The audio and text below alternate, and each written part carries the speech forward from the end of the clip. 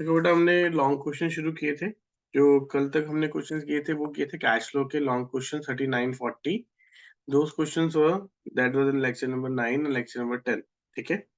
Lecture number 9 में हमने 39th question भी किया था और एक 31st क्वेश्चन किया था, जिसमें हमने कोई 2 एक्टिविटीज और 3 एक्टिविटीज का कलेक्टिव क्वेश्चन किया था। Now from question number 41 till end of the chapter all the questions are of cash flow with adjustments. ठीक है, और of cash flow with adjustments. ठीक है। तो ये एडजस्टमेंट्स कौन कौन सी होती हैं, जो कि हम पहले शॉर्ट क्वेश्चन। तो दीज एडजस्टमेंट्स जो सी हैं, ठीक है, ये जो एडजस्टमेंट्स हैं, I will be doing 50, 51, 52, 53 these 4 questions the next 4 days. ठीक है, that is Wednesday, Thursday, Friday, Saturday. ठीक है, 4 क्वेश्चंस करूंगा, वो these are more technical in nature. ठीक है। अब इसके अंदर there are 3 type of order. देखो यहाँ पे जैसे आप देख सकते हो, number 1 that is balance sheet, number 2 that is notes to accounts, number 3 that is additional information. ठीक है, हमें 3 तरह की चीजें दी गई हैं। ठीक है, हमारा क्या ऑर्डर होगा?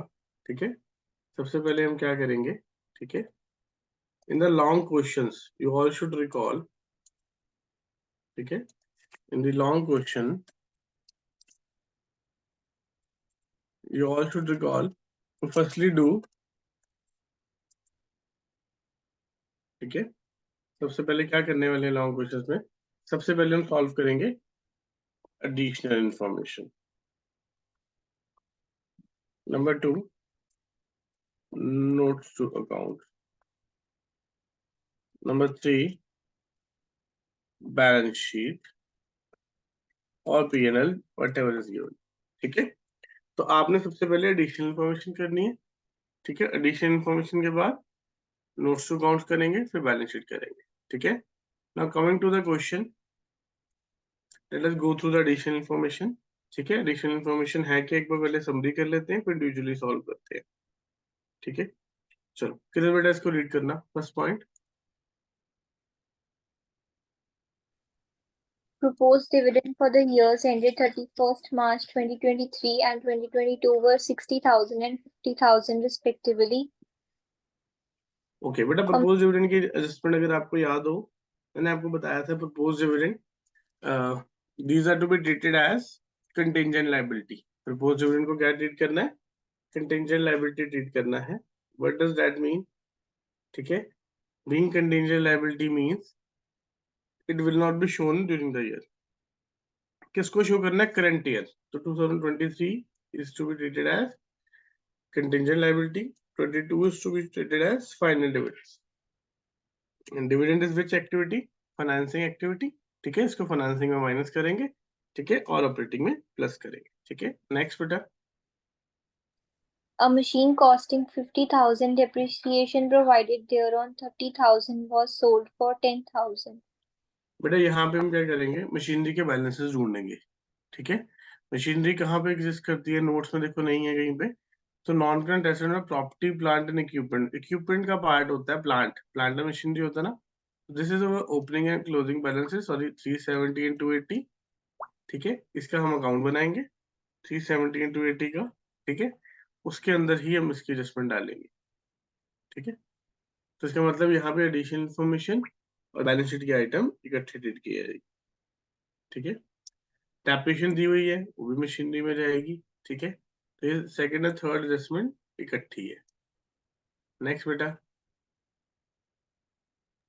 Interim dividend paid 20,000. तो बेटा इंटरन डिविडेंड है, वो भी डिविडेंड पेड होगा, फाइनेंसिंग में माइनस, ऑपरेटिंग में plus. But payment of interim payment dividend signifies what? Payment of interim dividend signifies that we have already paid dividend to the preference if they exist. ठीक है, तो question में हम एक बार देखते हैं लाइबिलिटीज में। ठीक है, share capital, now we go to share capital. यहाँ पे देखो, the column of share capital, we are not given any preference और इक्विटी। ठीक है, so there is no question number 50th we are doing ना। Share capital we are given description, हाँ, equity share capital, preference share capital. इसका मतलब ये preference share capital का जो डिविडेंड है 10%, ये भी हमें देना पड़ेगा। तो बेटा इंटरव्यू डिविडेंड दिया जाता है when higher profits are there during the year.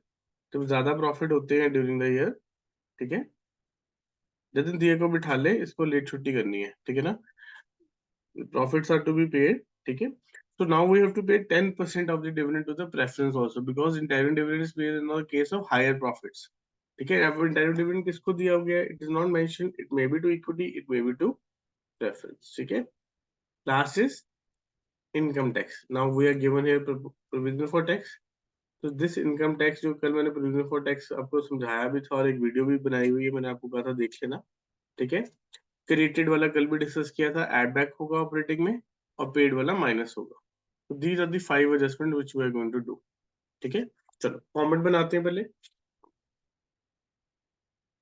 आ जाओ सब बच्चे फॉर्मेट बनाएं,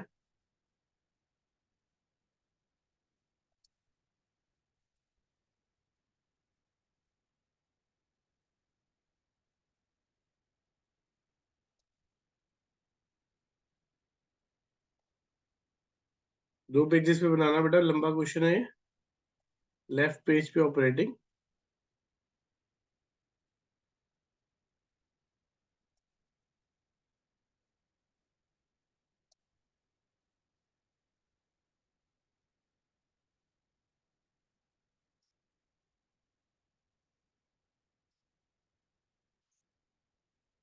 तो बेटा घर पे बैठे बच्चे कैम ऑन रखो सब बच्चे,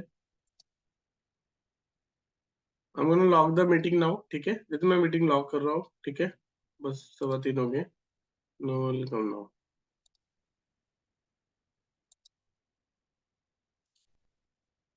चलो नेक्स्ट बेटा इसके बाद, ठीक है, इन दिस 2 पेजेस, ठीक है, अब आप 2 पेजेस के अंदर पहला पार्ट बनाओगे,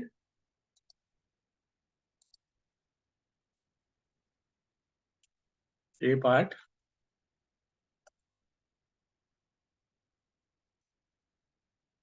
कैश फ्लो फ्रॉम ऑपरेटिंग, बेटा एक क्वेश्चन डेली मैं करवाऊंगा, एक क्वेश्चन आपको होमवर्क मिलेगा, this way we gonna do 8 of the questions, ठीक है,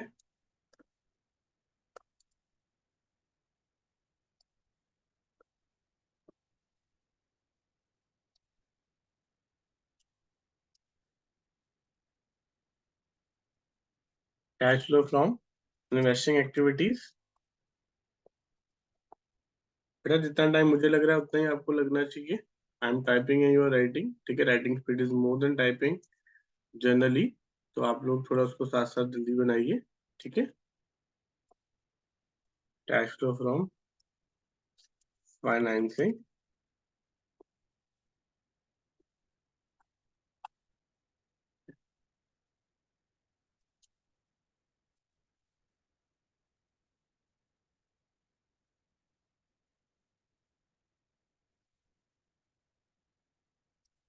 particular details amount, left page आप बेटा पूरा ऑपरेटिंग के लिए छोड़िए, राइट पेज को 3 पार्ट्स में डिवाइड कीजिए, first part investing, second part financing, third part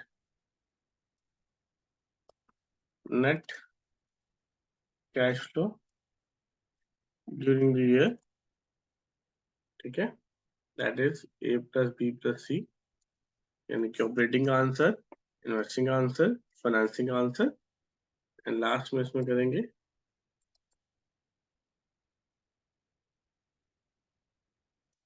opening cash and cash equivalent, ठीक है,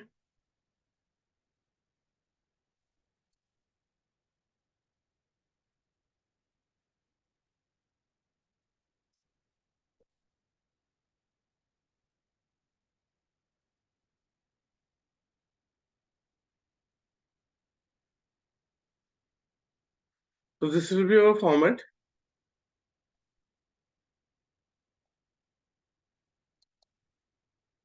ठीक है, अब ऑपरेटिंग का फॉर्मेट भी एक छोटा सा बना लेते हैं,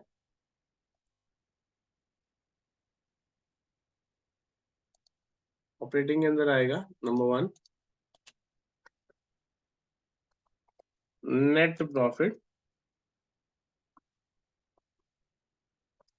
बिफोर टैक्स एंड एक्स्ट्राऑर्डिनरी, ठीक है,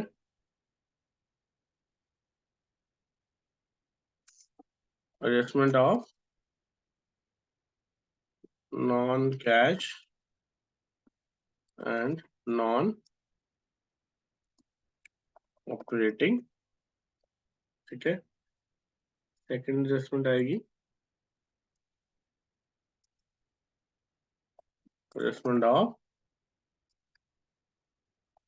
वर्किंग कैपिटल चेंजेस, लास्ट में आएगा इफ एनी टैक्स पेड, जो कि हमें क्वेश्चन में दिया भी हुआ है, ठीक है।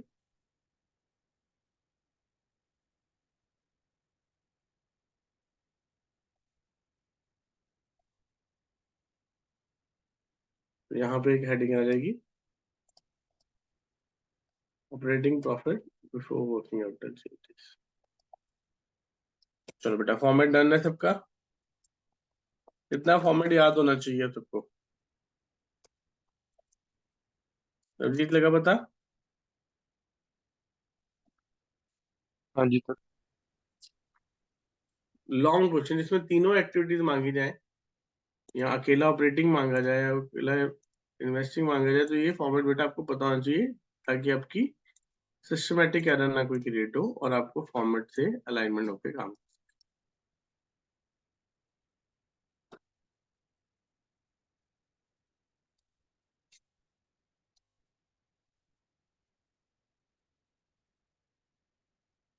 चलो फर्स्ट एडजस्टमेंट दोबारा से करते हैं, ठीक है। चलो now will do in the question proposed dividend. हाँ जी बेटा, क्या दिया गया प्रपोज्ड डिविडेंड में?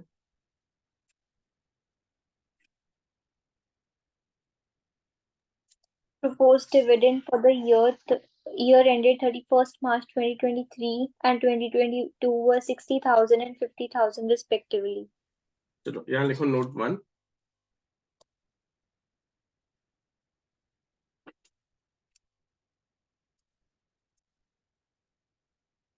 proposed dividend of 23 is treated as contingent liability, so not treated in cash flow as per AS4, ठीक है। but 2022 treated as final dividend, ठीक है। 2023 का जो प्रपोज डिविडेंड है उसको कंटिंजेंट लायबिलिटी मानना है, 2022 वाले को हमने फाइनल डिविडेंड मानना है, ठीक है। 2022 की क्या वैल्यू है बेटा? 50,000. ठीक है, डिविडेंड 50,000, ये हमारा पेड पे आएगा, डिविडेंड पेड, ठीक है। ब्रैकेट में देख सकते हो प्रपोज एंड फाइनल, ठीक है। Now this is a non cash non operating activity, इसको यहाँ पे ऐड भी करेंगे, प्लस प्रपोज्ड डिविडेंड, ब्रैकेट में 2022 लिख सकते हो, 2023 वाला नहीं आएगा, ठीक है। नेक्स्ट बेटा, A machine costing 1,000 depreciation provided thereon 30,000 was sold for 10,000. Note number 2, ठीक है। मशीनरी का अकाउंट बनेगा, मशीनरी का प्रॉपर्टी प्लांट एंड इक्विपमेंट का आपको बैलेंस दिया गया होगा,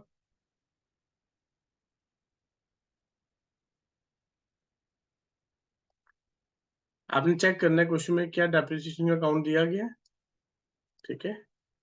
क्या डेप्रिसिएशन का अकाउंट दिया गया आपको क्वेश्चन में, ठीक है। किधर No, दिया है sir. आपको? ठीक है, property plant and equipment. What is the opening balance? 2,80,000.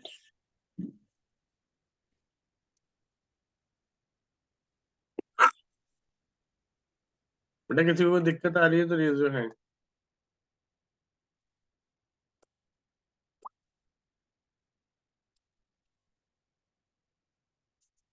Closing balance 70,000. 70,000। ठीक है, these are the two balances given, that is opening, that is closing। 70,000. अब हम एडजस्टमेंट करेंगे। ठीक है,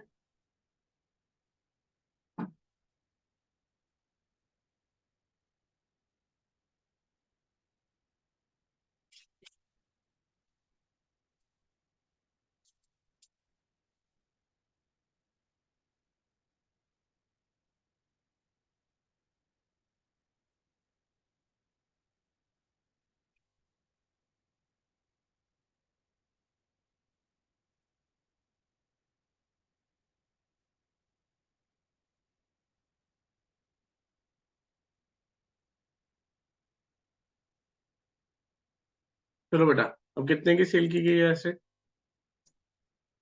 370 है क्लोजिंग के 70 है किरत? So 3,70,000. ओके, चलो नेक्स्ट उसके बाद बताइए बेटा, आपको कितने की सेल दी गई है? 1,000. 10,000। Yes, sir. और बुक वैल्यू कितनी थी उस एसेट की? Value 20,000. कैसे आई थी? आपको कितने की एसेट था? 50,000। उसके ऊपर डेप्रिसिएशन कितना लगा था आज तक? 30,000, 20,000? 30,000. 30। देखो मेरे 50,000 का एसेट था जिसपे 30,000 डेप्रिसिएशन लगी थी, तो हमारी बुक वैल्यू कितनी आ गई? 20,000। उसको हमने 10,000 में सेल कर दिया,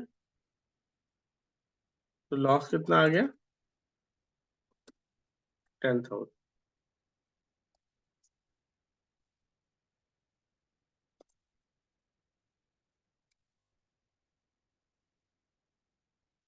नाउ सेकंड एडजस्टमेंट क्या दिया बेटा? ये वाली डेप्रिसिएशन नहीं आती, मैंने कल भी बताया था। ठीक है,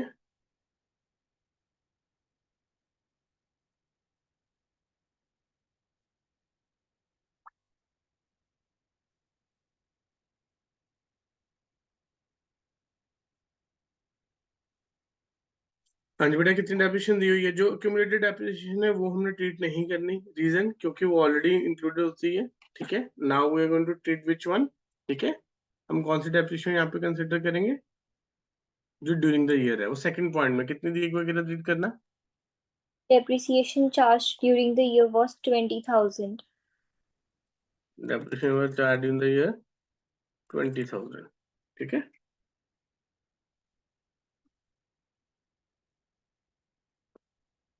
इसको ड्यूरिंग द ईयर वाली कहते हैं। ठीक है, करंट ईयर।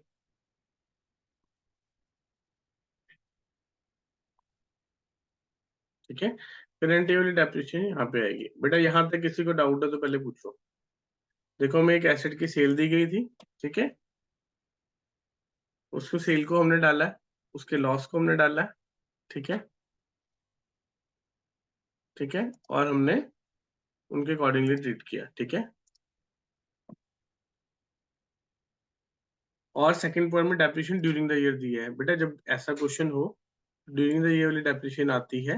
ठीक है, हमारे पास वो वाली डेप्रिसिएशन नहीं आएगी जो हमने पहले से चार्ज की हुई है। जैसे लिखा था ना, एसेट ऑफ 50,000 डेप्रिसिएशन चार्ज 30,000, तो 30,000 डेप्रिसिएशन वो थी जो ऑलरेडी लगी हुई है। ठीक है, चलो मंदार बेटा, नेक्स्ट पॉइंट क्या है, क्या करेंगे इसके बाद?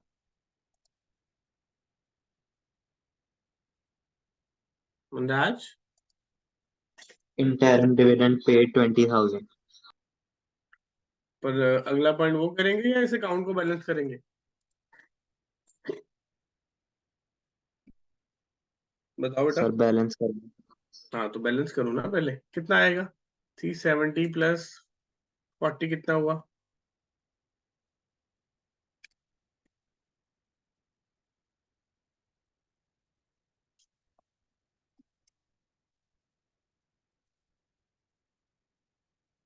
कितना आया मंदाज? 130. वो क्या आएगा?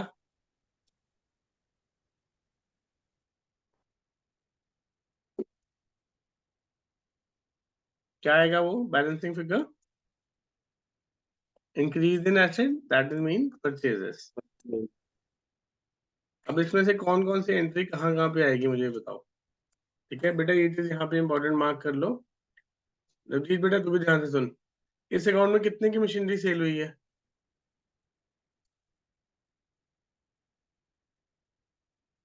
रवजीत, कितने की मशीनरी सेल हुई है? 10,000 और परचेज कितने की हुई है? परचेज। तो परचेज 10 पे हुई है, 10,000 पे हुई है।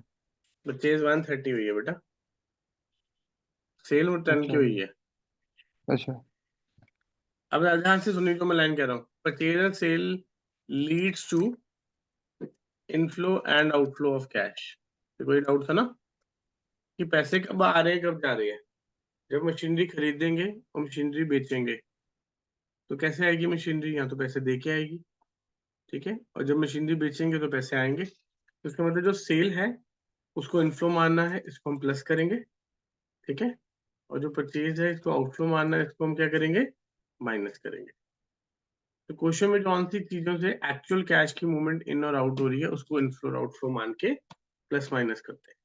ये बात समझ आई? रवजीत लगा पता? हाँ जी सर। अब इसमें एक लॉस हुआ और एक डेप्रिसिएशन आई 10,000 20,000, ठीक है। बेटा ये मार्क इसलिए कर रहा हूँ ताकि आप लोगों को ध्यान रहे। बानी आपको सुन रहा है बेटा? Yes, sir. लॉस एंड, ठीक है, current year depreciation are expenses, ठीक है। Loss and current year depreciation are expenses. और किसके एक्सपेंस है? मशीनरी के। और मशीनरी कौन सी एक्टिविटी है? इन्वेस्टिंग एक्टिविटी, इसलिए हम इसको ऐड करेंगे ऑपरेटिंग के अंदर। रवजीत हुआ क्लियर? हाँ जी हाँ जी। अब यहाँ पे कैश फ्लो फ्रॉम इन्वेस्टिंग में आ गया। यहाँ पे सबसे पहले डालेंगे सेल। क्या डालेंगे? Sale of machinery. कितने की थी बेटा? नवजीत कितने की थी cell?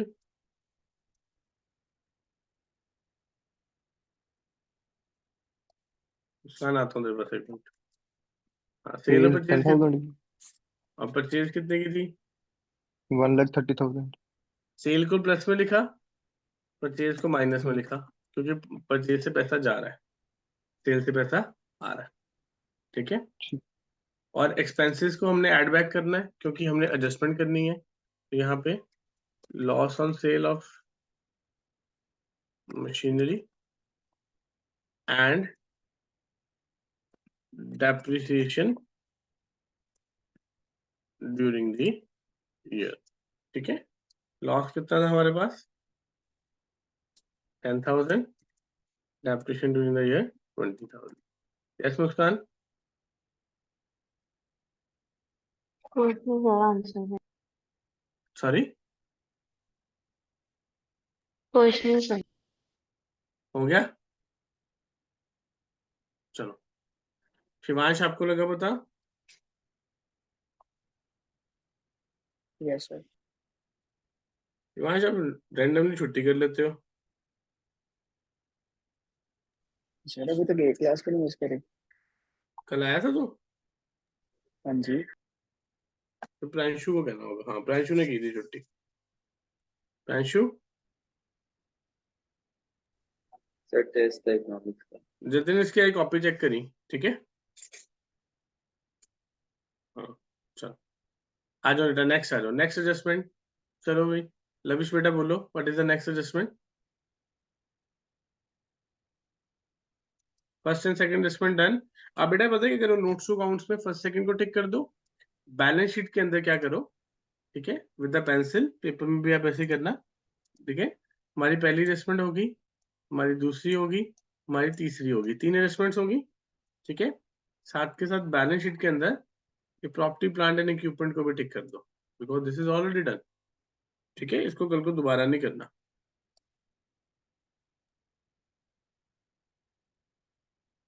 And interim dividend paid 20,000. Interim dividend paid, हाँ किधर आपका पॉइंट मुझे मिल गया, ठीक कह रहे हो आप, कर लेते हैं इसको। ठीक है, इंटायरम डिविडेंड का क्या ट्रीटमेंट होगा? It is a paid dividend financing activity. Interim dividend minus हो जाएगा। लविश कितना माइनस होगा? 20,000। और प्लस कहाँ पे होगा? Plus sir expenses में. नहीं, यही गलती हमने पहले भी की है। Propose dividend is a charge और एप्रोप्रिएशन। Lavish Okay. बताओ। Charge of appropriation. मैं आपसे पूछ रहा हूँ, ये चार्ज होता है कि एप्रोप्रिएशन होता है? अच्छा ये चार्ज होता है कि appropriation होता है? Appropriation होता है. तो एप्रोप्रिएशन कहाँ आती है सारी? Working में. हाँ, वर्किंग में आएंगी। तो हमें वर्किंग के अंदर ही शो करना था। नोट नंबर 3 पे आ जाते हैं। नोट नंबर 3 किसकी वर्किंग बनेगी? Calculation of net profit before tax and extra ordinary items. ठीक है, अब इसके लिए हमें सबसे पहले चाहिए net profit during the year. चलो वो भी निकाल लेंगे अभी हम। इसमें प्लस होगा नंबर 1 प्रपोज डिविडेंड। ठीक है, नंबर 2 इंटायरम डिविडेंड। हमने गलती से एक्सपेंसेस में डाल दिया बेटा, वहां चार्ज वाली आइटम्स आती हैं, पर सारे कैसे अप्रोप्रिएशंस इधर आएंगी। ठीक है, propose dividend was how much? 50,000 and interim dividend is 20,000। Lavish profit during the year कितना है बता सकते हो? Profit during the year sir तो मैं बता देता हूँ. रिजर्व एंड सरप्लस में से बताओ ढूंढ के। Reserve and surplus. Sir profit sir total बताऊँ. आप बताओ कितना वैल्यू दिया ओपनिंग क्लोज? 1,28,000. ओपनिंग कितना है, क्लोजिंग कितना है? Closing 70,000. And opening 1,28,000. अच्छा वो नीचे sorry sir 48,000 and you are 30,000. Not suppose to take the total, you are just take to respective item individually. ठीक है, आप ठीक है सर. टोटल नहीं लेंगे, सिर्फ रिस्पेक्टिव आइटम लेंगे। तो 48 और 30 का डिफरेंस कितना आएगा? Sir 18,000. 18,000। That is closing minus opening 18,000। ठीक है, चलो next adjustment, fourth adjustment lavish बोलो कौन सी है? Fourth adjustment sir income tax paid 35,000. वो फिफ्थ एडजस्टमेंट है। ठीक है, फोर्थ हमने कर ली इंटरम। ठीक हाँ है, फोर्थ हमने कर ली भाई मैंने तभी बोली अब नहीं. इनकम टैक्स का कैसे करेंगे हम? क्या करते हैं इसके लिए? सर टैक्स पेड माइनस कर देंगे.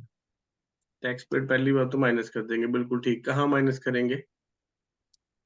और ये भी पीछे इधर सर वर्किंग कैपिटल. के बाद में, लास्ट में। ठीक है, हाँ लास्ट में उसके बिल्कुल नीचे मतलब. बिल्कुल ठीक है, इसको माइनस कर देते हैं। ठीक है, कितना आ जाएगा? 35,000। हाँ अब जी. टैक्स क्रिएटेड कैसे आएगा मुझे बता। टैक्स क्रिएटेड हम्म, सर वो नेट आ जाएगा वो माइनस करके. नहीं माइनस करके नहीं आएगा। पता नहीं सर. कैम ऑन करो। हाँ, कैसे आएगा कौन बताएगा? Raise hand. अभी कैसे आएगा?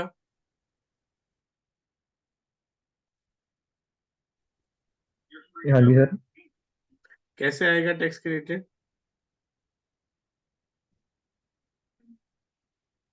बताओ।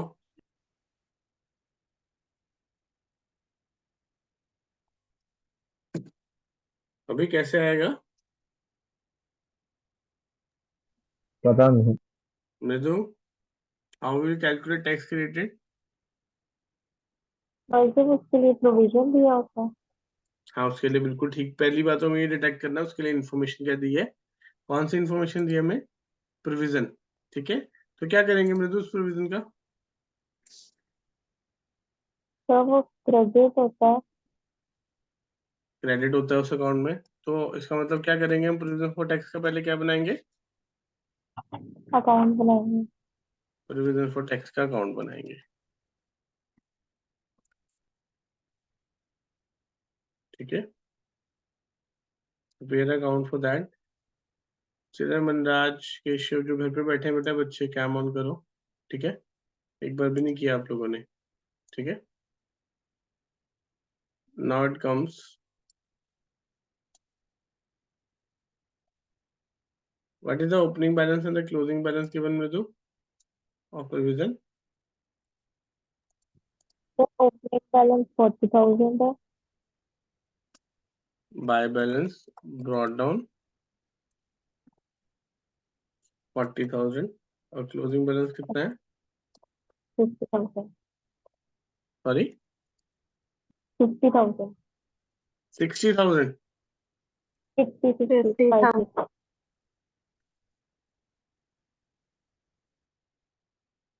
50,000 टैक्स पेड कौन सी साइड पे आएगा,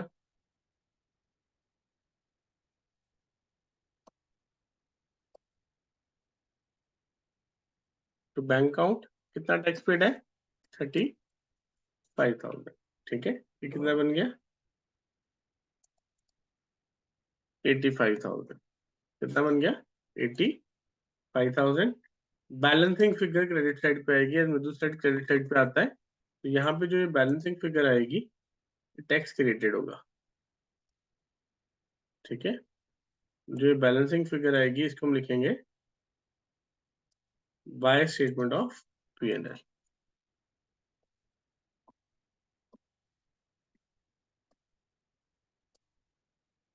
क्रिएटेड वाला। केशव क्लियर है, कल किया था ये, Yes, sir. कितना आएगा, 45,000. 45। रवजीत बेटा ये जो बैंक अकाउंट है इसका मतलब क्या है, ये टैक्स पेड है,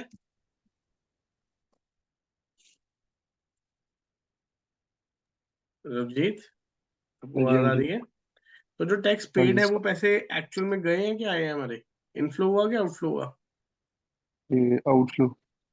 इसीलिए हमने इसको ऑपरेटिंग में लास्ट में माइनस किया है, ये लास्ट में माइनस नहीं किया हमने, हाँ जी, हाँ जी। इसीलिए माइनस किया क्योंकि एक्चुअल आउटफ्लो है।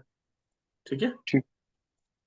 और ये जो टैक्स क्रिएटेड है ये हमारे प्रॉफिट्स में से क्रिएट हुआ है, इसलिए हम इसको नॉर्मली वर्किंग नोट में, क्योंकि it is an appropriation, provision for tax, provision है ना, प्रोविजन एंड रिजर्व सारे यहाँ पे आएंगे। नो डाउट प्रोविजन चार्ज होता है, ठीक है, लेकिन provision reserve actual movement of cash नहीं होती, इसलिए उसको ऐड बैक करते हैं। ठीक है, कुछ पता लगा, हाँ जी, हाँ जी। 45,000 आ गया। Now we are done with all the adjustments. ठीक है, अगर हम क्वेश्चन पे आए, हमने सारी एडजस्टमेंट्स कर ली हैं, थर्ड प्रोविजन फॉर टैक्स भी हो गया हमारा, इसमें स्टेटमेंट ऑफ P&L हो गया है। ठीक है, एक चीज और बेटा, एक हिडन एडजस्टमेंट है, देखो अगर इंटरिम डिविडेंड पे हुआ है तो उसका मतलब प्रेफरेंस के ऊपर डिविडेंड भी पे होगा, दिस वी डिस्कस अर्लियर। ठीक है, अब प्रेफरेंस के ऊपर डिविडेंड देना है, ओपनिंग पे देंगे क्लोजिंग पे देंगे, सर वो ये 2 मिनट पिछला पेज खोल दो। मैं खोल देता हूँ बेटा। ठीक है, पहले एक चीज ये देखो, प्रेफरेंस के ऊपर 10% डिविडेंड देना है, ओपनिंग है 150, क्लोजिंग है 1 lakh. We are not given date of redemption of preference, हमें प्रेफरेंस की रिडेम्पशन की डेट नहीं दी गई। प्रेफरेंस कब रिडीम हुए, कितने के रिडीम हुए, 150 से 1 लाख हुए, 50,000 के प्रेफरेंस रिडीम हुए। ठीक है, उनके ऊपर डिविडेंड भी डालेंगे। हम आ जाते हैं फाइनेंसिंग पे, नोट नंबर 1, पहला नोट। हाँ जी चिरन बेटा रीड करो, क्या लिखा है पहले नोट में,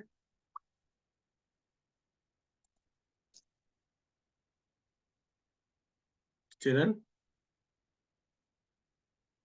Proposed dividend of 2023 is treated as contingent liability. बेटा So ये not होने चुका, treated.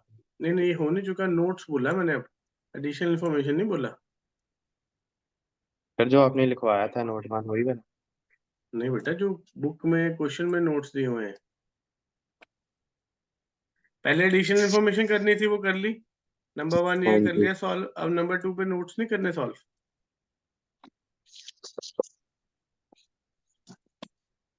क्वेश्चन में स्टार्टिंग में आपको मैंने क्या बताया है, सबसे पहले एडिशनल इन्फॉर्मेशन करनी है। देखो मैंने लिखा हुआ है सबसे ऊपर, एडिशनल इन्फॉर्मेशन हमने कर ली।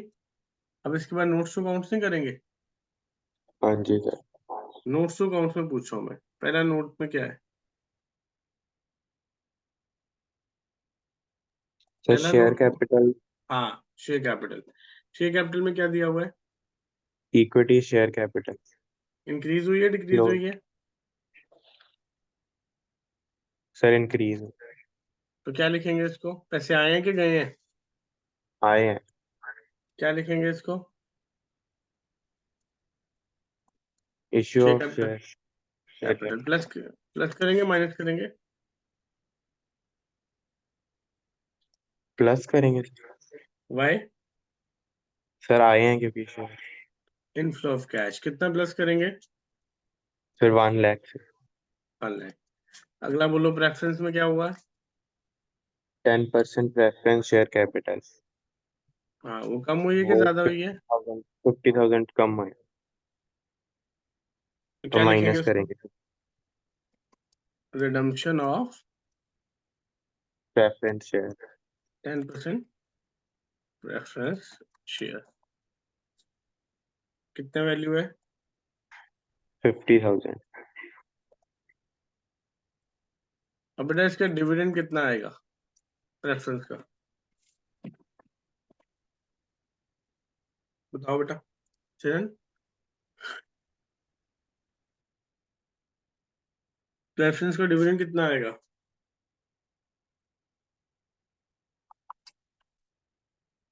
How much will be dividend for preference?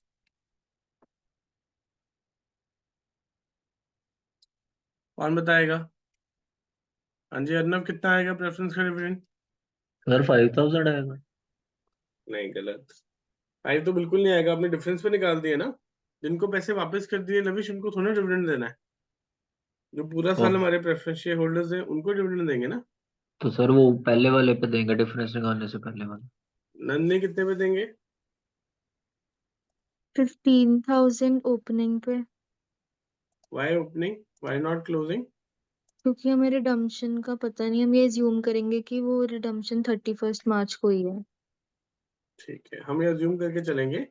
Redemption is on, ये assumption लिखनी पड़ेगी। इसका मतलब यहाँ पे लिखेंगे 10% प्रेफरेंस डिविडेंड 15,000, नोट लिख देंगे, it is assumed the redemption is done at the end of the year. हाँ जी किरत,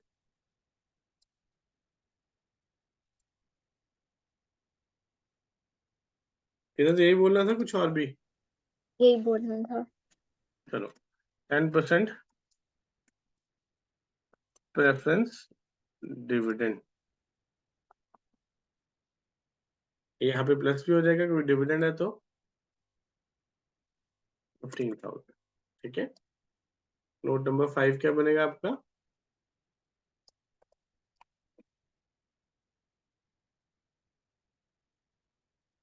preference shares are assumed to be redeemed at the end of the year।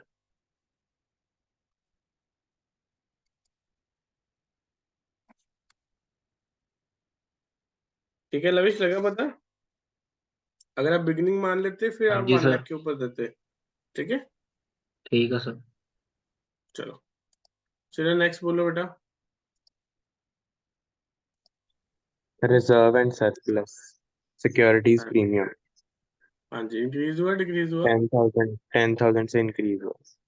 तो प्लस करेंगे माइनस? प्लस प्रोसीड्स ऑफ, कैसे आता है security premium, होता क्या है Chiran?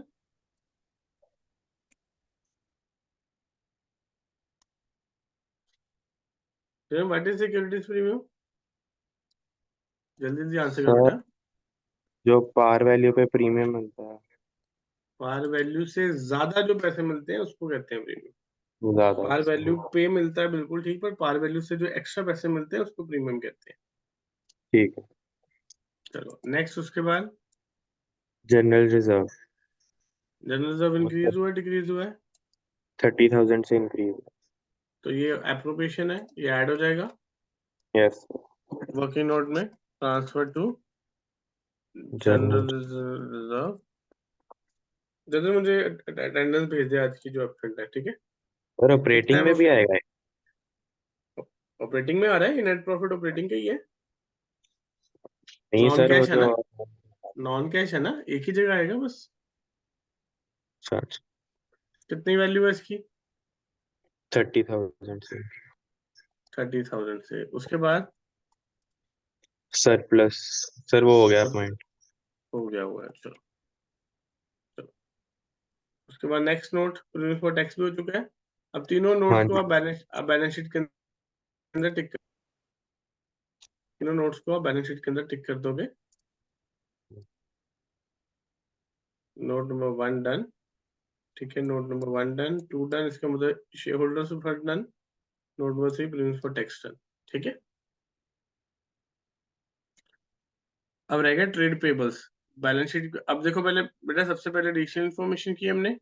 Additional information करने के बाद हमने क्या किया, नोट्स टू काउंट्स, ठीक है।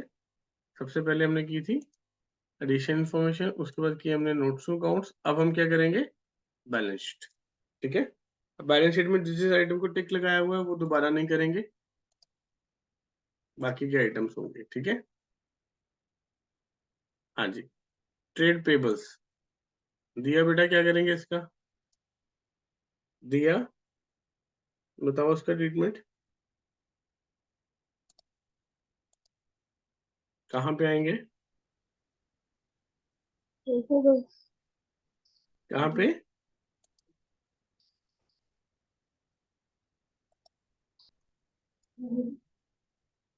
दिया जल्दी बताओ बेटा, इतने क्वेश्चंस कर लिए आपने कैश फ्लो के, कहाँ पे आता है? हर सिफर अपना काम करो।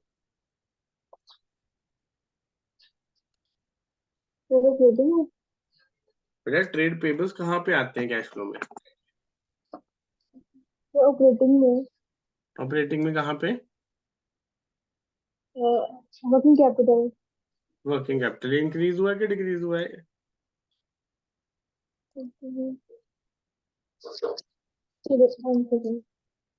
बताओ प्लस माइनस करके इंक्रीज हुआ है कि डिक्रीज हो रहा है? अच्छा, अगर ये इंक्रीज हो रहा है तो ये प्लस होगा कि माइनस होगा?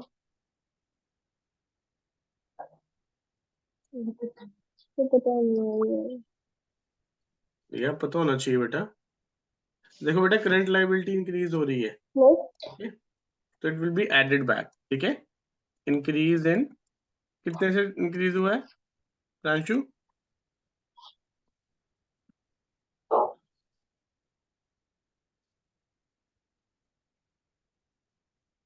कितने से इंक्रीज हुआ है?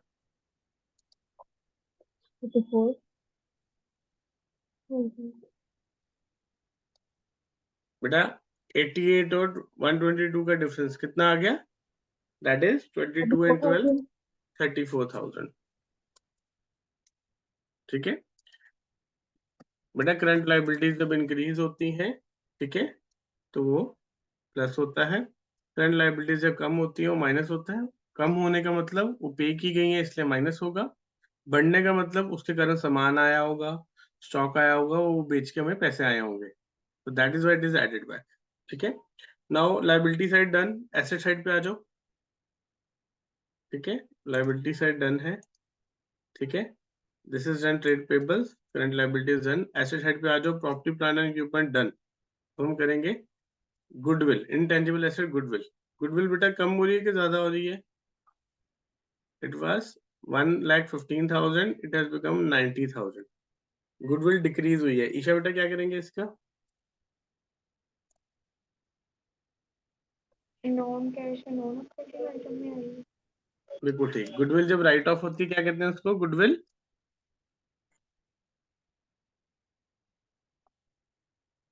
क्या लिखेंगे उसको बेटा? Right of. रिटर्न ऑफ भी लिख सकते हैं, मोर्टाइज भी लिख सकते हैं। कितने से कम हुई है? 25,000। कितने से कम होगी? 25,000, ठीक है। चलो इसके बाद नेक्स्ट आइटम क्या है ईशा? करंट एसेट्स आएंगे, करंट इन्वेस्टमेंट। बेटा करंट इन्वेस्टमेंट्स को नोट लिखो साथ में बुक में। Current investments are treated as cash and cash equivalent. पहले इन्वेंटरीज को उसका बोल दे बेटा। इन्वेंटरीज में क्या चेंज आया है? इन्वेंटरीज इंक्रीज हुई है कि डिक्रीज हुई है? इंक्रीज कितने से? 82,000 तो प्लस होगा कि minus? Plus increase in inventories 82,000।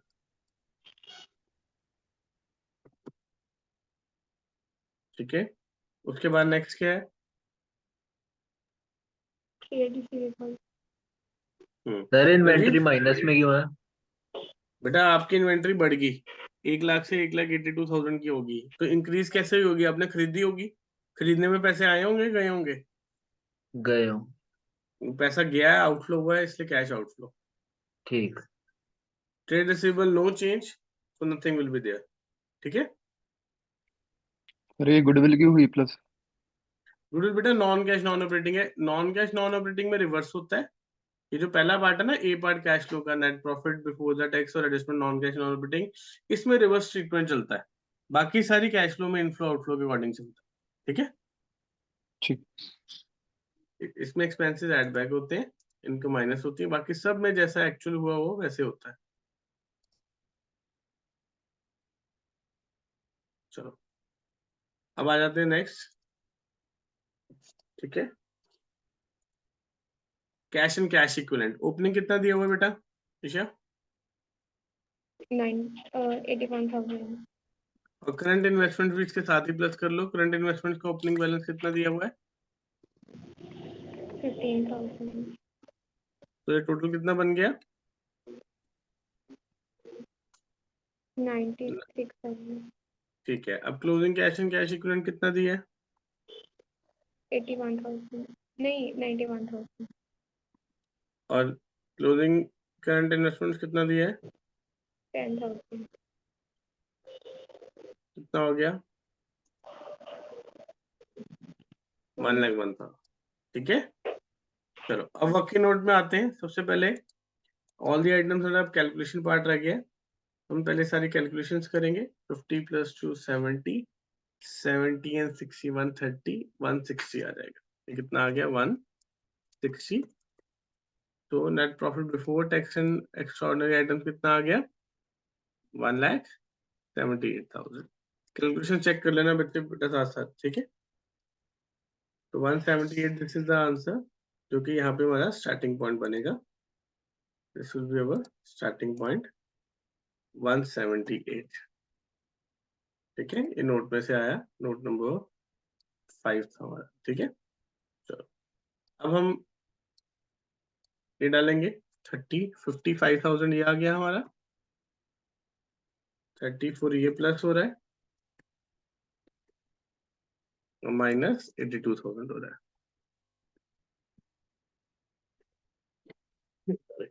चलो कैलकुलेशन चेक करेंगे।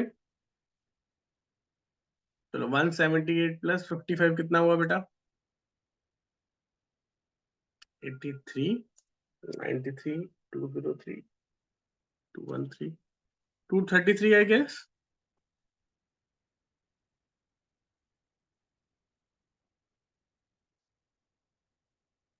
ओके, उसके बाद इसमें प्लस होगा, -83 कर दो। रीजन फॉर दैट 34 प्लस हो रहा है और 35 माइनस हो रहा है, नेट 1,000 माइनस हो गया। ठीक है, इसमें से हम 233 में से 83 माइनस अगर हम कर दें,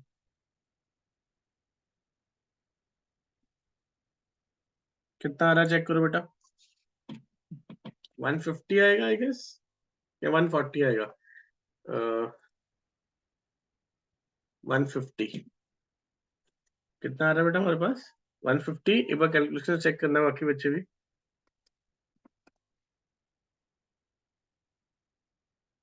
ठीक है, इन्वेस्टिंग की मैं कैलकुलेशन करता हूँ, दैट विल बी -120। इसको लिखेंगे कैश यूज। बेटा 2 मिनट बस कंप्लीट कर लो क्वेश्चन। ठीक है, cash use in investing operating का प्लस आया है, cash flow in investing, operating, financing का निकालते हैं, दैट विल बी 110, इधर आ गया 110 और इधर आ गया हमारे पास 50 1 lakh 135।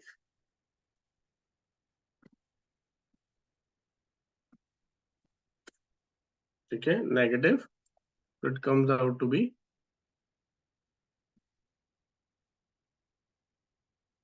25,000 negative, that is used. Mandar बेटा बुक से चेक करो आंसर्स कितने हैं हमारे, मैच कर रहे हैं कि नहीं।